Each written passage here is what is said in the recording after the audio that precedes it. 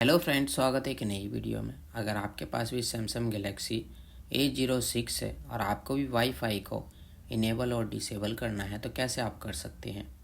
तो चलिए वीडियो करते हैं स्टार्ट। सबसे पहले आपको अपने फ़ोन में सेटिंग्स को करना है ओपन करेंगे तो आपको इस टाइप का इंटरफेस देखने को मिलेगा।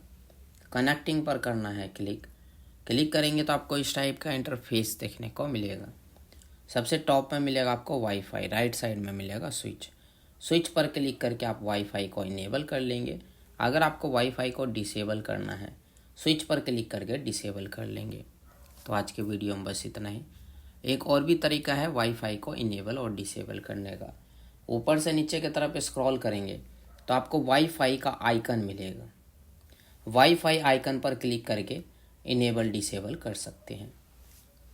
और हमारा वीडियो देखने के लिए share, subscribe, like, bell icon के बटन ज़रूर दबा दें ताकि आने वाले वीडियो का नोटिफिकेशन आपको मिलता रहे। मिलते हैं नेक्स्ट वीडियो में एक नई टॉपिक के साथ। तब तक के लिए नमस्कार।